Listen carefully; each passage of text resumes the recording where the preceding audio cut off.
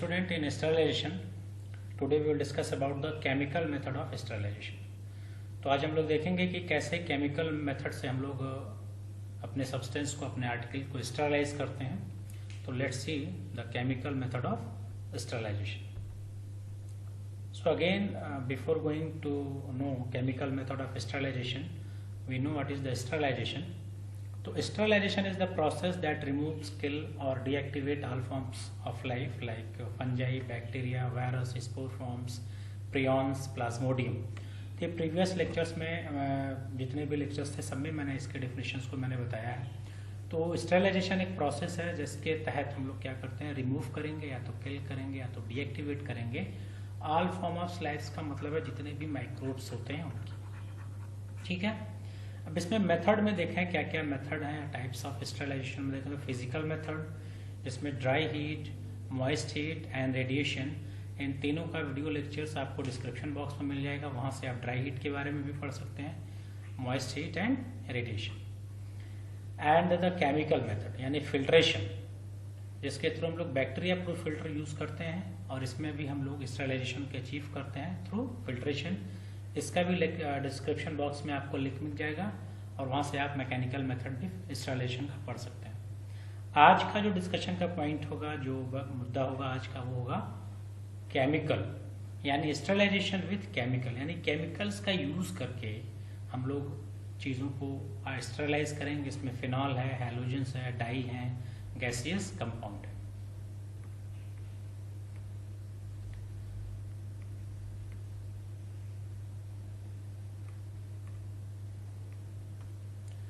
Chemical entities or substance are being used to destroy the pathogenic bacteria from living tissue and non-living tissue.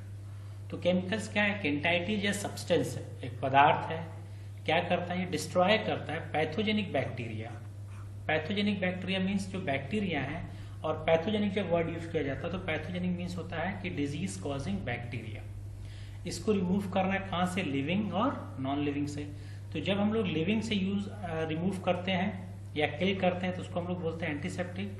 ये पहले lecture में मैं आपको बता चुका हूँ, एंटीसेप्टिक उसको बोलते हैं. और जब नॉन लिविंग सिस्टम से, इनएनिमेट सब्जेक्ट से जब हम लोग रिमूव करते हैं तो इसको हम लोग बोलते हैं डिसइंफेक्टेंट.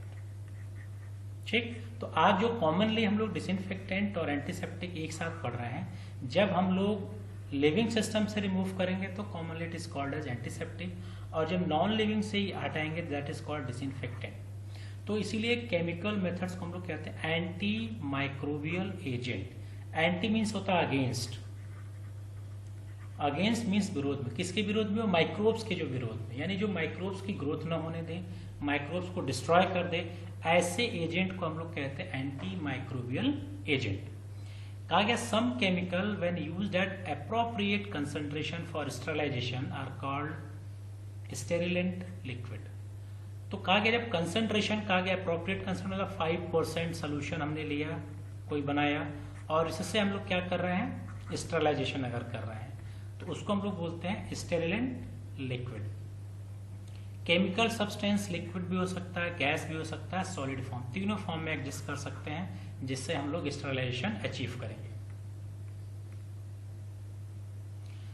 अब देखें अगर कोई केमिकल सब्सटेंस है तो उसकी आइडियल कैरेक्टरिस्टिक क्या होनी चाहिए. ये देखें आइडियल कैरेक्टरिस्टिक क्या होनी चाहिए. तो आइडियल कैरेक्टरिस्टिक में सबसे पहला कैरेक्टरिस्टिक होना चाहिए एंटी माइक्रोबियल एक्टिविटी, यानी आपका जो भी सब्सटेंस है उसमें एंटी माइक्रोबियल प्रॉपर्टी होनी चाहिए, यानी वो माइक्रोब्स को किल करे या उसको डिस्ट्रॉय करे. अगर वो माइक्रोब्स और को किल या डिस्ट्रॉय नहीं कर रहा है तो फिर वो हमारे लिए क्या, यूजलेस सब्सटेंस है. तो एंटी माइक्रोबियल एक्टिविटी में broad spectrum anti microbial activity at low concentration, यानी कम क्वांटिटी में, ब्रॉड मतलब बड़ा, बड़े स्तर पे बैक्टीरिया को किल करे, ब्रॉड स्पेक्ट्रम. ठीक, यानी वाइड वैरायटी ऑफ माइक्रोब्स को किल करे. सॉल्युबिलिटी मींस हमारा जो सब्सटेंस है वो सॉल्युबल हो इन वाटर में या other solvent for effective use. अगर हमें सोल्यूशन के फॉर्म में यूज करना है तो हमारा जो सब्सटेंस है वो वाटर में सॉल्युबलाइज हो या किसी अदर सॉल्वेंट में सॉल्युबल होना चाहिए. स्टेबिलिटी हैव लॉन्गर स्टेबिलिटी, यानी जो भी एंटी माइक्रोबियल एजेंट यूज किया जाए वो स्टेबलाइज हो, ऐसा ना हो कि जैसे हमने उसको एयर में स्प्रे किया वो ऑक्सीडाइज हो गया. तो वो स्टेबल होना चाहिए। अगर स्टेबल होगा तभी एंटी माइक्रोबियल प्रॉपर्टी को अच्छी तरह से अचीव कर पाएगा। Non toxicity to humans and other animals, यानी जो भी एंटी माइक्रोबियल एजेंट यूज किया जाए वो नॉन टॉक्सिक होना चाहिए हम लोगों के लिए भी और एनिमल्स के लिए भी।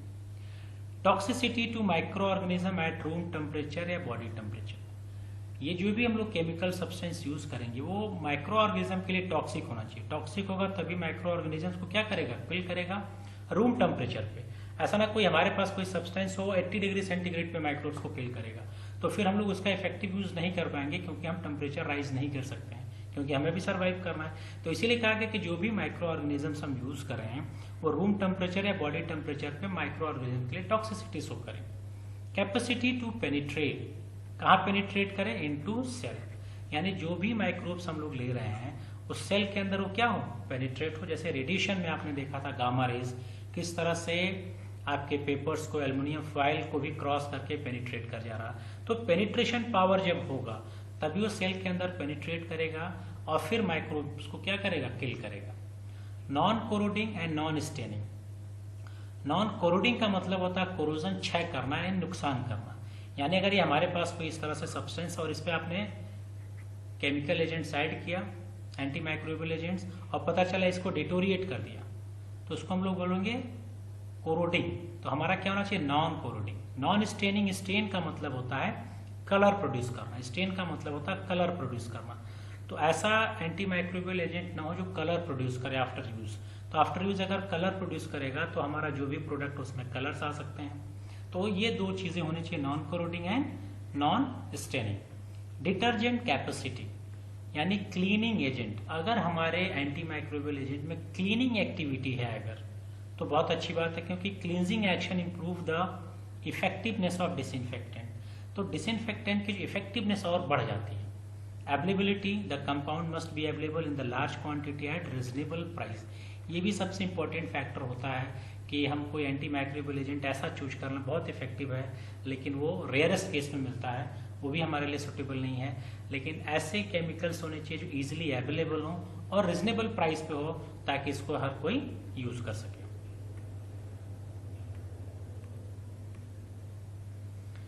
क्लासिफिकेशन देखा जाए तो based on mechanism of action के बेसिस पे क्लासिफाई किया गया है। एक्शन ऑन मेम्ब्रेन, यानी मेम्ब्रेन पे जो काम करे, जैसे अल्कोहल है, डिटर्जेंट है। डीनेचुरेशन ऑफ सेलुलर प्रोटीन, यानी जो सेलुलर प्रोटीन है उसको डीनेचर्स ब्रेक करे, उसमें अल्कोहल और फिनॉल्स आएंगे। फिर ऑक्सीडेशन एसेंशियल, जो सल्फाहाइड्रिल ग्रुप ऑफ एंजाइम है, यानी हम कहें जो एंजाइम को ऑक्सीडेशन करे, जैसे hydrogen peroxides and halogens. Alkylation of amino या कार्बोक्सिल एंड हाइड्रोक्सिल ग्रुप, यानी जो हमारे एसेंशियल कंपोनेंट है बॉडी में, उसमें एमिनो, कार्बोक्सिल, हाइड्रोक्सिल ग्रुप का एल्काइलेशन कर ले, इसमें आता है फॉर्मल्डिहाइड। न्यूक्लिक एसिड को डैमेज करे, उसमें भी आएगा फॉर्मल्डिहाइड। और कंसिस्टेंसी के बेसिस पे देखें तो लिक्विड और गैस। इन जनरल अगर मैं आपको बताऊं कि जितने भी एंटी माइक्रोबियल एजेंट्स आप पढ़ेंगे ये क्या करते हैं कि जो मेम्ब्रेन के अलावा जितने भी आप denaturation, oxidation, alkylation, damage to nucleic acid, इनका सारा काम क्या होता है कि हमारे सेल के जो मेटाबॉलिक फंक्शन रिएक्शंस होते हैं, मेटाबॉलिक रिएक्शन, इस रिएक्शन को ब्लॉक करते हैं। इसको अगर एक एग्जांपल के थ्रू मैं आपको समझाऊं, अगर आप इसको समझे हैं कि हमारे बॉडी में क्या पाया जाता है, इंसुलिन। अगर मैं अपने बॉडी को लेकर समझाऊं, इंसुलिन का काम क्या है, ये जो ग्लूकोज होता है बॉडी में, इसके लेवल को मेंटेन करता है। ठीक, अब अगर इंसुलिन का फंक्शन डिक्रीज कर जाए, इंसुलिन का फॉर्मेशन बंद हो जाए, यानी इंसुलिन का प्रोडक्शन कम हो गया या इंसुलिन का फंक्शन बंद हो गया, उस कंडीशन में क्या होता है, ये जो ग्लूकोज का लेवल है ये क्या होता है, इंक्रीज होने लगता है। अब जब ग्लूकोज का लेवल इंक्रीज होगा तो आपको क्या होगा, डायबिटीज। फिर भी आपने अगर इसको कंट्रोल नहीं किया तो अब आपके समय ग्लूकोज का लेवल बढ़ता जाएगा और बढ़ते बढ़ते एक समय ऐसा आएगा कि आप कोमा में चले जाएंगे, और कोमा में जाने के बाद इसी डायबिटीज से पर्सन की डेथ भी हो जाती है। तो इंसुलिन को ब्लॉक किया गया। तो इंसुलिन का काम है ग्लूकोज के लेवल को मेंटेन करना। इंसुलिन क्या है, अगर देखें तो ये प्रोटीन है, एंजाइम, और ये क्या है, प्रोटीन। तो इंसुलिन आपका जो मेटाबॉलिक फंक्शन में पार्टिसिपेट कर रहा था, एंजाइम्स, वो प्रोटीन है। अब इस प्रोटीन की सिंथेसिस कौन करता है, अगर आप देखें तो इस प्रोटीन की सिंथेसिस करता है डीएनए और आरएनए। आप लोगों ने पढ़ा होगा डीएनए आरएनए राइबोसोम्स। तो डीएनए आरएनए प्रोटीन की सिंथेसिस किया और ये प्रोटीन हमारा इंसुलिन है और ये हमारे ग्लूकोज के लेवल को मेंटेन कर रहा है। तो अगर हमने डैमेज किया न्यूक्लिक एसिड को, तो न्यूक्लिक एसिड को डैमेज करने का मतलब हमने डीएनए को डैमेज किया, आरएनए को डैमेज किया।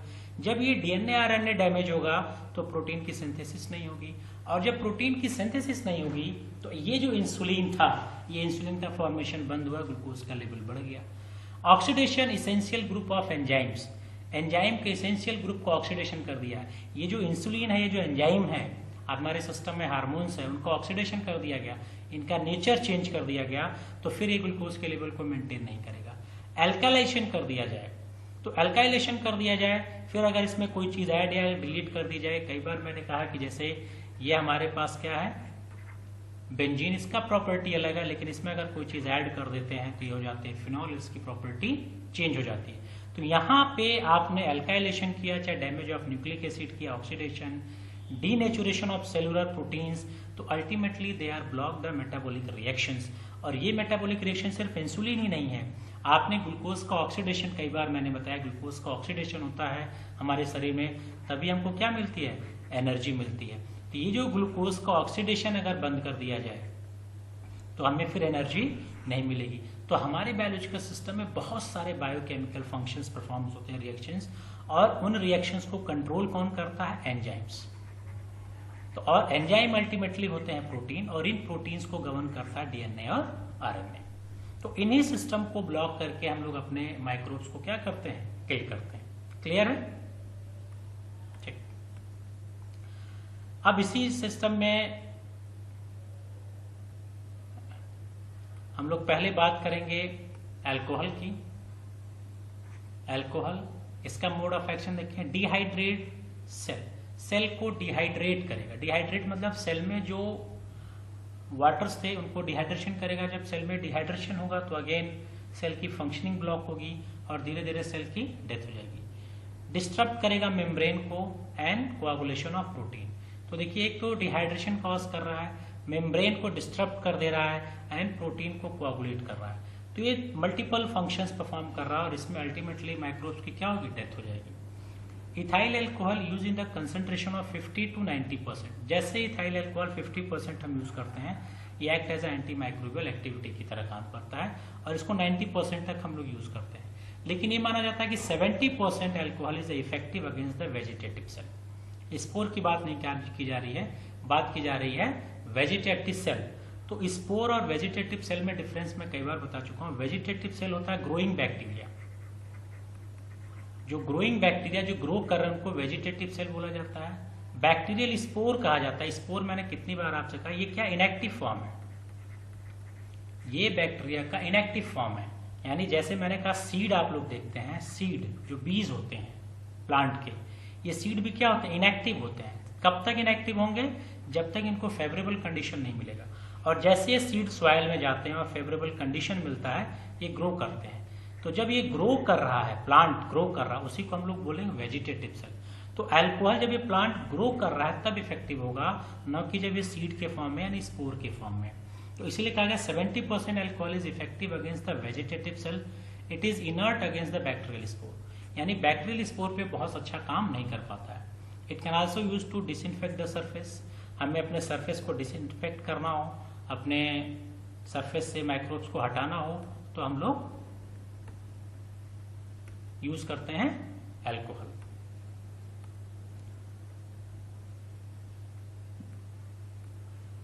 अब इसी सिस्टम में देखें, जर्मिसाइडल पावर जो है increase to molecular weight of alcohol increases.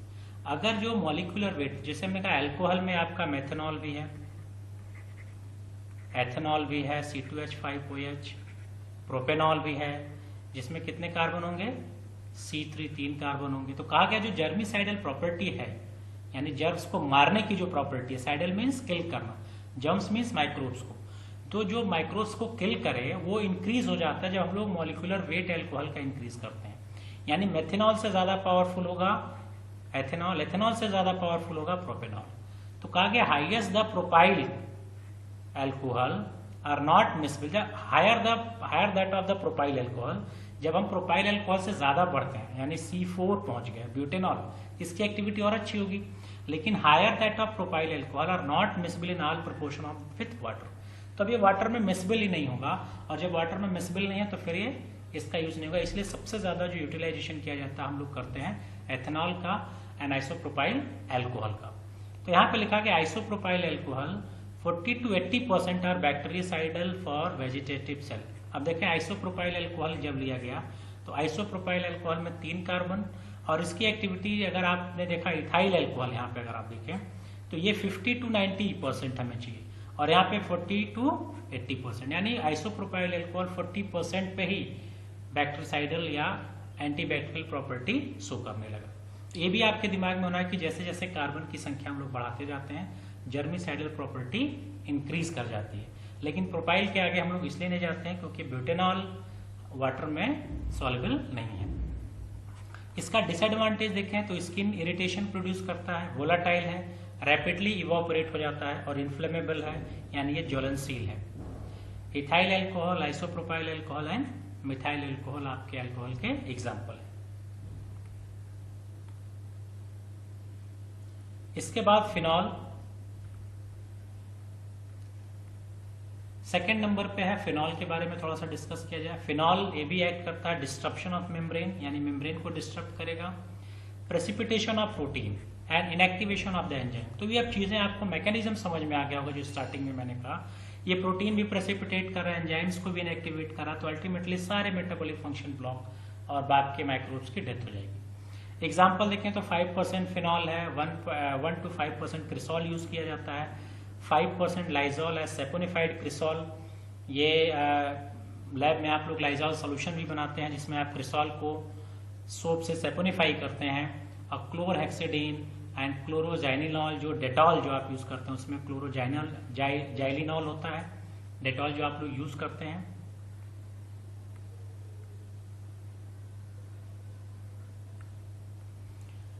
अब फिनॉल देखें, अगर पहले फिनॉल का थोड़ा सा डिस्कशन किया जाए तो phenol has used in 1880 by Joseph Lister, surgeon थे, और ये पहला एंटी माइक्रोबियल एजेंट माना जाता है जिसको लिस्टर ने डिस्कवर किया था फिनॉल को। ये भी क्वेश्चन बहुत पूछा जाता है।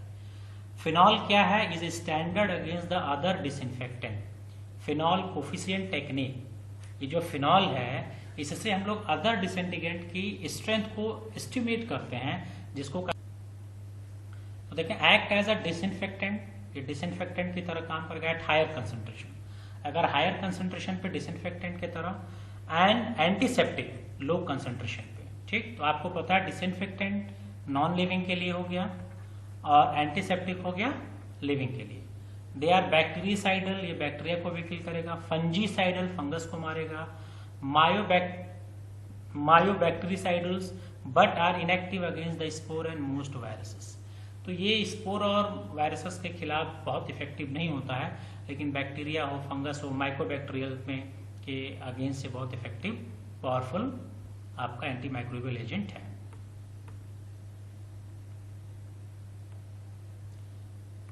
अब इसी में देखें क्लोरहेक्सिडीन, ये सेवलॉन का मेन कंपोनेंट, अगर देखें ये भी फिनॉल का ही एक पार्ट है। It can be used is an isopropanol solution for skin disinfectant. तो आइसोप्रोपेनॉल सोल्यूशन में भी क्लोरहेक्सिडीन को यूज किया जाता है। तो क्लोरहेक्सिडीन अगेन आपका एंटी माइक्रोबियल एजेंट है, और फिर आइसोप्रोपेनॉल यूज किया तो ये स्किन डिसइंफेक्टेंट में हम लोग इसको यूज कर, डिसइंफेक्शन में यूज कर सकते हैं, एंटीसेप्टिक के पर्पज में। It can use as an aqueous solution for wound irrigation, जो घाव वगैरह है उनको धुलने के लिए भी हम लोग क्लोरहेक्सिडीन सोल्यूशन यूज करते हैं। क्लोरहेक्सिडीन ग्लूकोनेट, इसे में अगर हम लोग ग्लूकोनेट अटैच करते हैं, is mixed with the quaternary ammonia compound which is called cetrimide to get stronger and broader antimicrobial effect, और ये है सेवलॉन। तो सेवलॉन अगर आप यहाँ पे देखें तो सेवलॉन का कंपोजिशन क्या है? Chlorhexidine gluconate and cetrimide. ये सेट्रीमाइड क्वाटरनरी अमोनिया कंपाउंड है, लास्ट में इसका भी हम लोग बात करेंगे अभी। तो ये आपका जब सेट्रीमाइड और क्लोरहेक्सिडीन दोनों को मिक्स करते हैं तो ये ब्रॉडर एंटी माइक्रोबियल इफेक्ट्स को करता है। ब्रॉडर का मतलब वाइड वैरायटी ऑफ माइक्रोब्स को किल करता है, ये सेवलॉन है। क्लोरोजाइलिनॉल्स जो होते हैं डेटॉल्स में पाए जाते हैं, डेटॉल्स का मेन कंपोनेंट है, इसके साथ अल्कोहल भी यूज किया जाता है। It is a less irritant and can be use for the topical purpose. More effective against the gram positive bacteria than gram negative bacteria. तो बैक्टीरिया भी दो तरह के माइक्रोबायोलॉजी में आप पढ़ेंगे, पॉजिटिव एंड नेगेटिव बैक्टीरियाज होते हैं। तो ये पॉजिटिव बैक्टीरिया के खिलाफ इफेक्टिव है, नेगेटिव के लिए बहुत ज़्यादा इफेक्टिव नहीं है। तो डेटॉल में आप देखिएगा, जब डेटॉल के पीछे तो उसका जो मेन कंपोनेंट है क्लोरोजाइलिनॉल्स है, और सेवलॉन में देखेंगे तो क्लोरहेक्सिडिन ग्लूकोनेट एंड सेट्रेमाइड।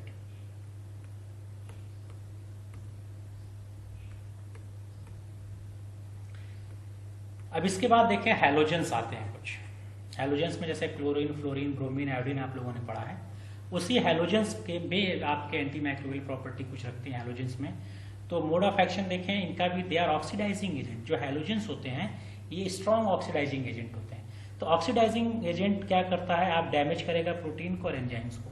तो जब प्रोटीन और एंजाइम्स को डैमेज करेगा तो फिर अल्टीमेटली एनर्जी की रिक्वायरमेंट नहीं होगी, सारे मेटाबॉलिक फंक्शंस ब्लॉक हो जाएंगे और सेल की डेथ हो जाएगी। एग्जाम्पल देखें तो क्लोरीन कंपाउंड हम लोग यूज करते हैं, जिसमें क्लोरीन है, ब्लीच है, हाइपोक्लोराइट है। आयोडीन कंपाउंड में जिसमें tincture of iodine and iodophor. तो टिंचर ऑफ आयोडीन आप लोगों ने लैब में भी प्रिपेयर किया था। टिंचर ऑफ आयोडीन जिसमें आप एक्वस आयोडीन सोल्यूशन, लुगाल सोल्यूशन की बात करते हैं, तो 2% iodine in 70% alcohol is an antiseptic. तो ये आप देखिए, आयोडीन भी आपका स्ट्रॉन्ग ऑक्सीडाइजिंग एजेंट जो एंटी माइक्रोबियल प्रॉपर्टी रखता है, और 70% एल्कोहल आपने यूज किया, तो ये भी आपका क्या एंटी माइक्रोबियल प्रॉपर्टी। तो ये broader effective anti microbial property को शो करेगा टिंचर ऑफ आयोडीन। आयोडोफोर्स, ये बहुत इंपॉर्टेंट है। आयोडोफोर्स क्या है, iodine can be combined with neutral carrier polymers that is a polyvinyl pyrrolidone such as povidone iodine. तो आयोडोफोर्स बोलते हैं कि अगर ये जो आयोडीन है, आयोडीन इट आपका ऑक्सीडाइजिंग एजेंट है और ये एंटीसेप्टिक प्रॉपर्टी शो करेगा, लेकिन इसको अटैच कर दिया गया पोविडोन के साथ। ये povidone that is called polyvinyl pyrrolidine. तो अगर आप देखें बीटाडीन जो मार्केट में आपको ऑइंटमेंट मिलता है, बीटाडीन अगर आप जाके देखें तो उस पर लिखा रहता है पोविडोन आयोडीन। तो इसको जो आपने ये जो कॉम्प्लेक्स बनाया है पोविडोन आयोडीन, इसको हम लोग बोलते हैं आयोडोफोर। और क्यों बनाया जाता है इसको भी देखा जाए। ये क्या करता है, ये जो पोवोडीन आयोडीन है, इट परमिट स्लो रिलीज। ये स्लोली रिलीज करेगा आयोडीन को। जब आयोडीन को स्लोली रिलीज करेगा तो आयोडीन लॉन्गर टाइम तक रिलीज होगा, और जब लॉन्गर टाइम तक रिलीज होगा तो ये लंबे समय तक अपनी एंटी माइक्रोबियल एक्टिविटी शो करेगा। साथ ही non staining and non irritant. Iodine क्या होता है, ये स्टेन छोड़ता है। अगर आपने लैब में किया भी होगा, आयोडीन स्टेन प्रोड्यूस करता है, येलो स्टेन। तो अगर आप आयोडीन यूज करें तो आपका हाथ येलो हो जाएगा। अब जब आपने पोवोडीन के साथ अटैच कर दिया तो ये कलर नहीं छोड़ेगा, नॉन स्टेनिंग हो जाएगा, और non irritant means irritation produce नहीं करेगा। तो आयोडोफोर बनाने से एक तो आप एक्टिविटी लॉन्गर टाइम तक मिली, और नॉन स्टेनिंग और नॉन इरिटेंट हो गया। For hand washing iodophor are diluted in 50% alcohol. Hand wash के लिए अगर हमें यूज करना है तो यही आयोडोफोर को हम लोग 50% एल्कोहल में डाइल्यूट कर देते हैं। 10% povidone iodine is used in pre post operative skin disinfection. 10% जब बीटाडीन आयोडीन वगैरह आप जब परचेज करना उसमें देखना 10% आयोडीन होता है, 10% पोवोडीन। तो 10% povidone iodine is use as a pre, पहले, एंड पोस्ट ऑपरेटिव, यानी कोई माइनर सर्जरी है उसके पहले और उसके बाद में हम लोग 10% पोवोडीन आयोडीन यूज करते हैं। और आपको पता है कि कोई भी ऊंस हो जाए, कोई भी कट हो जाए, तो उसमें सबसे ज्यादा हम लोग प्रेफरेंस देते हैं किसको, बीटाडीन ऑइंटमेंट लेते हैं, सिप्लाडीन लेते हैं, उनमें 10% पोवोडीन आयोडीन होता है। और यही 10% पोवोडीन आयोडीन को हम लोग बोलते हैं आयोडोफोर्स। ये चीज आपके दिमाग में होना चाहिए, what is iodophor. It is a complex किसका, between iodine and polyvinyl pyrrolidone. Okay, अब आप देखें हैलोजेंस में फिर बात करें क्लोरीन एंड क्लोरीन कंपाउंड्स की। तो क्लोरीन की बात करें अगर, तो क्लोरीन क्या स्ट्रॉन्ग ऑक्सीडाइजिंग एजेंट है, एंड जो इसका हाइड्रोलिसिस प्रोडक्ट है वो हाइपोक्लोरस एसिड, जो ऑक्सीडेशन करता है एसेंशियल सेलुलर स्ट्रक्चर का और एंजाइम्स का। तो अगेन यहाँ एंजाइम्स का और सेलुलर स्ट्रक्चर का ऑक्सीडेशन हुआ तो वही जो बात रिपीट की गई, वही एक्शन यहाँ पे फिर होगा। ये जो क्लोरीन के कंपाउंड हैं ये रिलीज करते हैं फ्री क्लोरीन, और फिर फ्री क्लोरीन है क्या है, ऑक्सीडाइजिंग एजेंट का काम करता है, और फिर ये क्या करेगा, जो आपके एसेंशियल सेलुलर स्ट्रक्चर और एंजाइम्स का ऑक्सीडेशन करेगा। तो क्लोरीन कंपाउंड में देखें कैल्शियम हाइपोक्लोराइड CuCl2 Ca इन ब्रैकेट OCl2 होगा, यहाँ पे 2 होगा, एंड सोडियम हाइपोक्लोराइड। अब देखें it is use as a disinfectant. अगर क्लोरीन की बात करें, क्लोरीन का क्या यूज है, तो क्लोरीन का यूज किया जाता है। पहले क्लोरीन की बात करें, फिर क्लोरीन कंपाउंड्स की बात करेंगे। तो क्लोरीन का देखें it is use as a disinfectant के तौर पे भी काम करते हैं, सैनिटाइज करने के लिए भी काम करते हैं और एंटीसेप्टिक पर्पज से भी। लेकिन ज्यादा यूज अगर आप देखें, मेजर एप्लीकेशन क्या है, are in purification of municipal water. तो जो वाटर की सप्लाई होती है, इनको क्लीन करने के लिए, इनको प्यूरिफाई करने के लिए क्लोरीन्स की टैबलेट्स आती हैं, क्लोरीन की टैबलेट्स आती हैं, और इसी क्लोरीन की टैबलेट से हम लोग पानी को प्यूरिफाई करते हैं। आल्सो यूज फूड इंडस्ट्री में भी यूज करते हैं, डोमेस्टिक यूजेस भी है, एंड मेडिसिन में भी इसका हम लोग यूज करते हैं।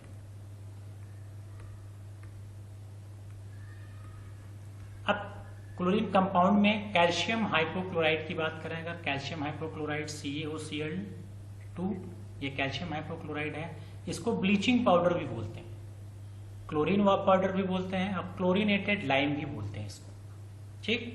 It is used in dairy equipments में and cooking, eating utensil articles, restaurant. तो इसका जो यूज किया जाता है डेयरी इक्विपमेंट्स में भी करते हैं स्टरलाइज करने के लिए। Cooking and eating utensil, cooking और ईटिंग यूटेंसिल का मतलब होता है खाना बनाने और खाने का जो बर्तन होता है उसको यूटेंसिल्स बोलते हैं, ठीक है।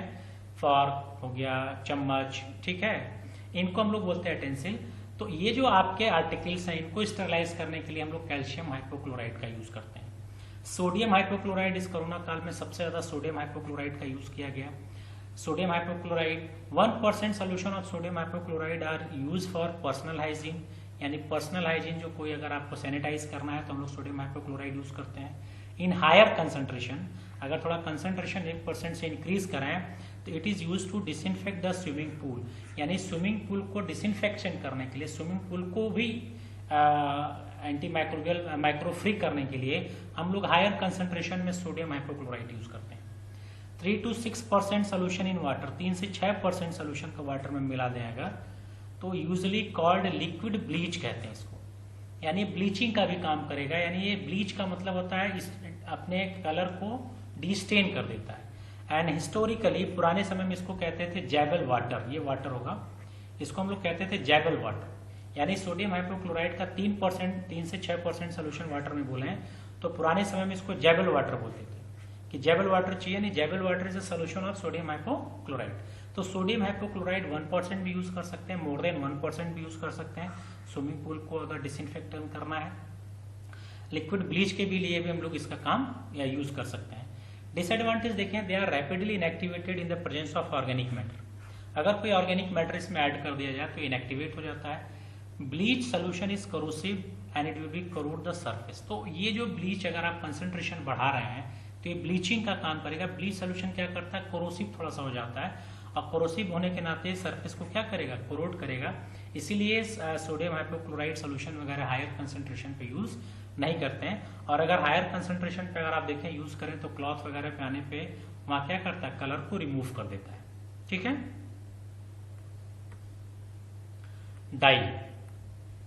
डाई मीन्स होता है कलर।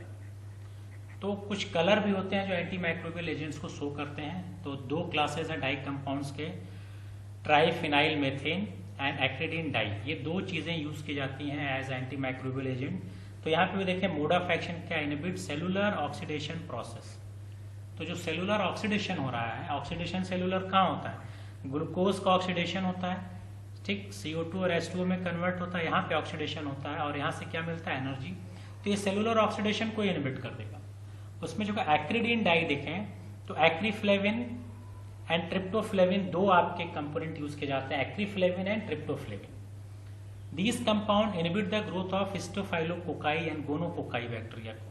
ये जो Staphylococcus and Gonococcus बैक्टीरिया के ग्रोथ को इनहिबिट कर देता है। It is also used in the treatment of burn, wound and for the ophthalmic application। तो ये इतने इफेक्टिव हैं कि बर्न अगर जल जाए तो उसमें आपके इन्फेक्शन कॉज ना हो, वहां पे भी हम लोग एक्रिडीन डाई यूज करते हैं। वुंड्स अगर चोट वगैरह लग जाए वहां पे भी हम लोग इसको यूज करते हैं। और ऑप्थेल्मिक सोल्यूशन जो होते हैं, ऑप्थेल्मिक सोल्यूशन यानी ऑप्थेल्मिक एप्लीकेशन में भी हम लोग इस डाई का यूज करते हैं। फिर डाई में देखें जो दूसरा डाई है ट्राइफिनाइल मेथेन डाई, जिसमें malachite green, brilliant green and crystal violet green, इनके अंदर भी एंटी माइक्रोबियल प्रॉपर्टी होती है। तो gram positive organism are more susceptible to dye than gram negative. तो ग्राम पॉजिटिव जो बैक्टीरिया होते हैं वो ज्यादा ससेप्टेबल का मतलब होता है वो ज्यादा आसानी से उनकी किलिंग हो जाती है as compare to the gram negative. Crystal violet will inhibit gram positive cocaine at lower concentration. तो जो क्रिस्टल वायलेट है ये लोअर कंसंट्रेशन पे भी ग्राम पॉजिटिव बैक्टीरिया को किल कर देता है। ठीक है, तो ये जो डाइल्यूशन देखा जाए 1 in 2 lakhs, इतना अगर आप डाइल्यूट कर दें तब भी crystal violet gram positive cocaine को किल कर देता है। Crystal violet will inhibit the gram negative. Gram negative में इश्चेरिकिया कोलाई को एट हायर कंसंट्रेशन, यानी 10 गुना कंसंट्रेशन बढ़ा दें तो अभी ग्राम पॉजिटिव को ही किल कर रहा था, ग्राम नेगेटिव को भी किल करेगा, जिसमें आपके इश्चेरिकिया कोलाई आते हैं। Various dye can be use for the identification of the bacteria. तो बहुत सारे डाई हैं जो बैक्टीरिया को आइडेंटिफाई करने के लिए, आइडेंटिफाई करने का मतलब अभी मैंने कहा पॉजिटिव है और नेगेटिव है, तो पॉजिटिव और नेगेटिव को आइडेंटिफाई करने के लिए स्टेनिंग, हम लोग स्टेन से इसको आइडेंटिफाई करते हैं, और जिसमें हम लोग डाई यूज करते हैं। Crystal violet also has the fungicide, ये फंगस को भी किल करता है। क्लियर है?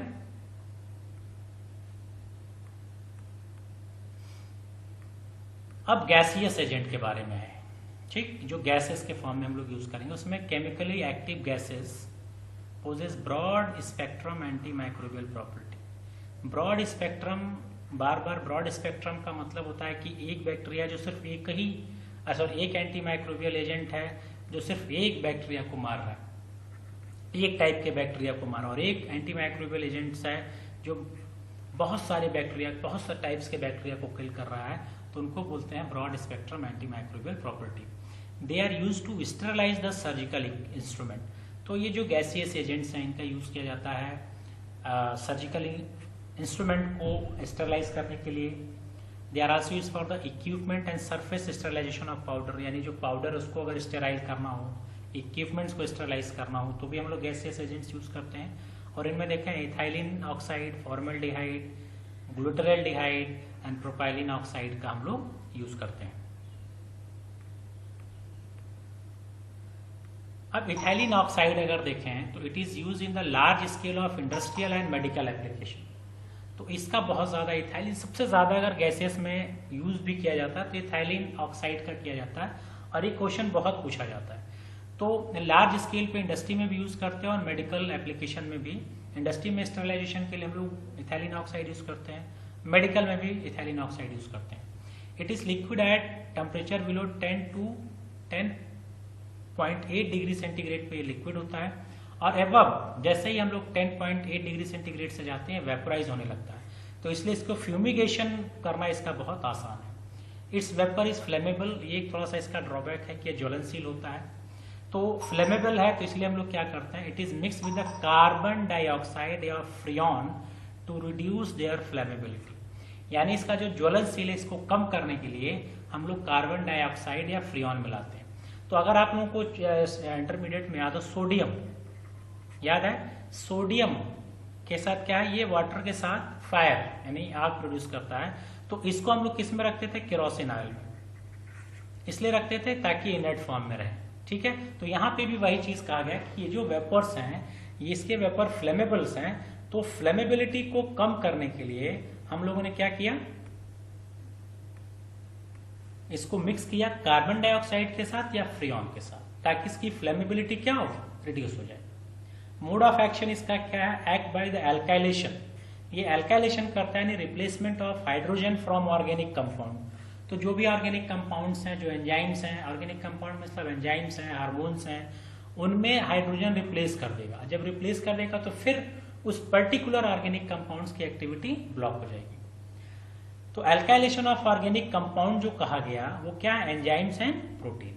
तो ये जो ऑर्गेनिक कंपाउंड्स कहा गया, ये ऑर्गेनिक कंपाउंड कुछ और नहीं, ये क्या है, एंजाइम्स एंड प्रोटीन। तो फिर वही बात आएगी, एंजाइम्स ब्लॉक करें चाहे प्रोटीन्स ब्लॉक करें, हमारा मेटाबॉलिक जो रिएक्शन है वो ब्लॉक होगा और सेल को एनर्जी नहीं मिलेगी, और अल्टीमेटली सेल टायर्ड होकर सेल की क्या हो जाएगी, डेथ हो जाएगी। यूज देखें इसका क्या है, it have good penetration power, इसका पेनिट्रेशन पावर बहुत अच्छा है, ये पेपर को पेनिट्रेट कर जाता है, प्लास्टिक एंड रबर्स को, इसलिए बहुत इफेक्टिव आपका एंटी माइक्रोबियल एजेंट है। ये हम लोग स्टेरलाइज क्या करते हैं, डिस्पोजेबल सिरिंज हो, हाइपोडर्मिक निडल हो, प्री पैकेज मटेरियल को हम लोग स्टेरलाइज करते हैं। बायोलॉजिकल प्रिपरेशन हो अगर उसको स्टेराइल करना हो तो भी हम लोग इथाइलिन डाइऑक्साइड इथाइलिन ऑक्साइड का यूज करते हैं। एडवांटेज क्या, it is suitable for thermolabile substance, ये बहुत अच्छी बात है कि ये थर्मोलेबाइल सब्सटेंस के लिए भी सुटेबल है।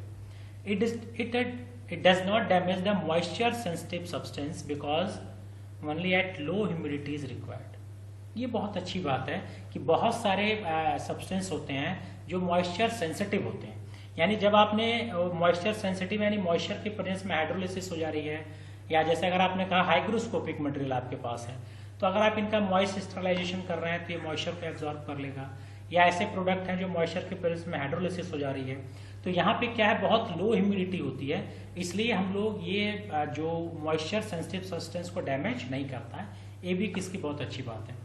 It can be use for pre package articles, यानी गुड पेनिट्रेटिंग पावर है, तो हम किसी सब्सटेंस को प्री पैकिंग कर ले रहे हैं, अगर प्री पैकिंग एसेंशियल है तो प्री पैकिंग करने के बाद भी हम लोग इसको क्या कर सकते हैं, स्टेराइल कर सकते हैं, क्योंकि इसका पेनिट्रेशन पावर बहुत अच्छा है। डिसएडवांटेज, इसकी एक्टिविटी स्लो है, इट इज स्लो का मतलब इसकी एक्टिविटी स्लो, एक्शन थोड़ा लंबे समय तक करता है। Long exposure desorption period are necessary, therefore can not be use in the emergency. Long exposure means बहुत लंबा टाइम चाहिए, रनिंग कॉस्ट इसकी बहुत ज्यादा होती है, तो काफी समय इसको चाहिए, इसलिए इमरजेंसी में हम लोग इसको यूज नहीं करते हैं, तो रनिंग कॉस्ट इसकी हाई होगी। और एक जो आप कहा गया फ्लेमेबिलिटी, ये भी एक इसका ड्रॉबैक है।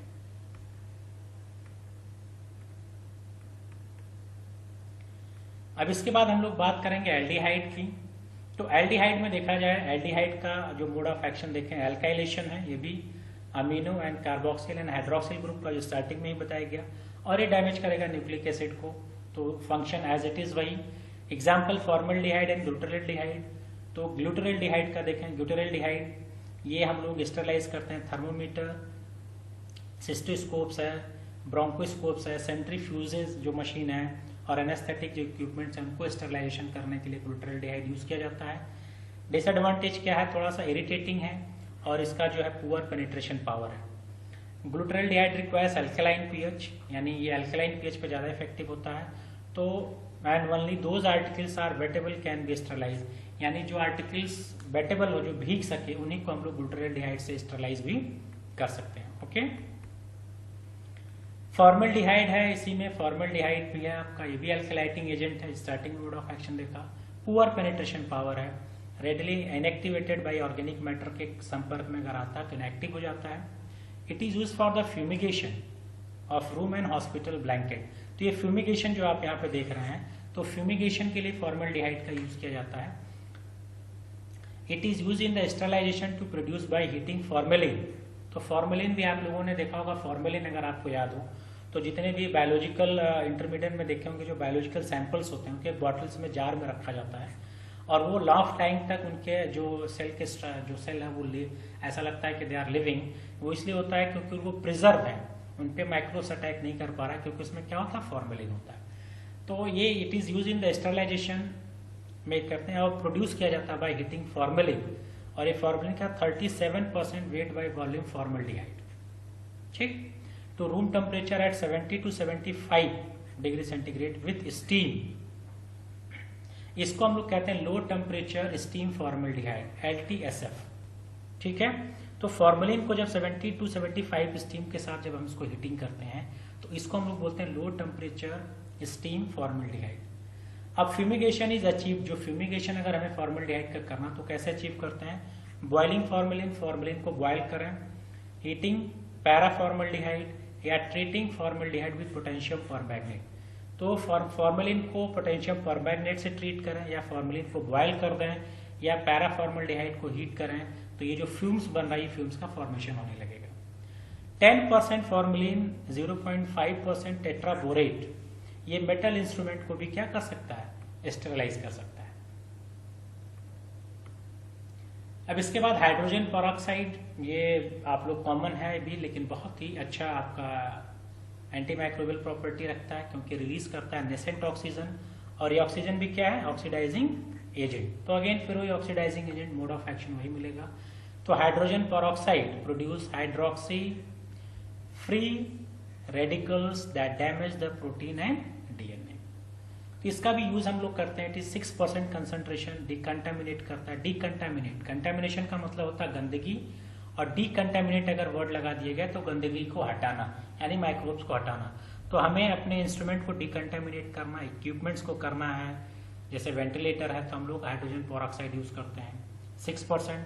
3% हाइड्रोजन पेरोक्साइड सोल्यूशन यूज करते हैं स्किन डिसइंफेक्शन के लिए, डीऑडराइजिंग वुंड एंड अल्सर, यानी अगर वुंड्स एंड अल्सर है तो उसके को भी डीऑडराइजिंग मीन्स बदबू हटाने के लिए। डीऑडराइजिंग मतलब जो स्मेल है, बदबू हटाने के लिए हम लोग 3% हाइड्रोजन पेरोक्साइड यूज करते हैं। और हाइड्रोजन पेरोक्साइड जो आजकल हम लोग सैनिटाइजर यूज कर रहे हैं, उस सैनिटाइजर का भी एक पार्ट है जिसमें हम लोग हाइड्रोजन पेरोक्साइड यूज करते हैं। डिसएडवांटेज देखें तो डिकम्पोज होगा इन लाइट के प्रेजेंस में, ब्रोकन डाउन बाय कैटालाइज के थ्रू ब्रोकन डाउन हो जाता है। Proteinaceous organic matter drastically reduce it's activity. तो ये हाइड्रोजन पेरोक्साइड। अब क्वाटर्नरी अमोनिया कंपाउंड लास्ट अगर आप देखें, quaternary ammonia compounds mostly germicidal cationic detergent, जो आपके डिटर्जेंट्स हैं जर्मिसाइडल कैटानिक, ये क्वाटर्नरी अमोनिया साल्ट होते हैं। ठीक है, तो common inorganic ammonia salt is ammonium chloride SNH4Cl। तो ये जो देख रहे हैं ये क्वाटर्नरी अमोनिया कंपाउंड है।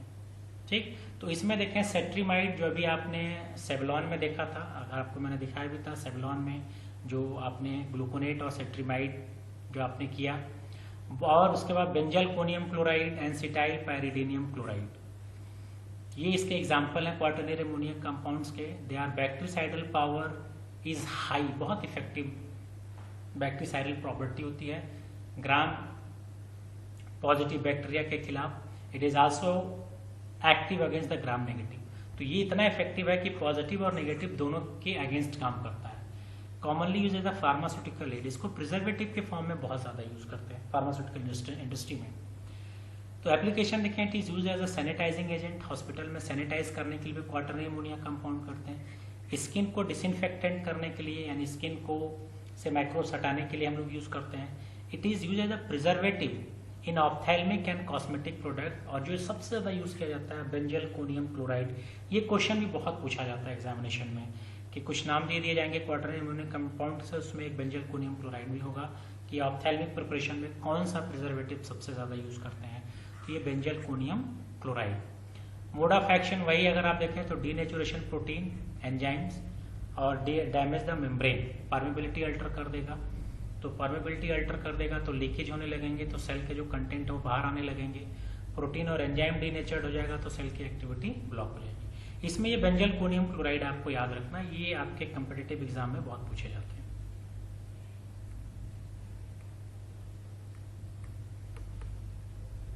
तो ये आपका केमिकल मेथड ऑफ स्टरलाइजेशन था।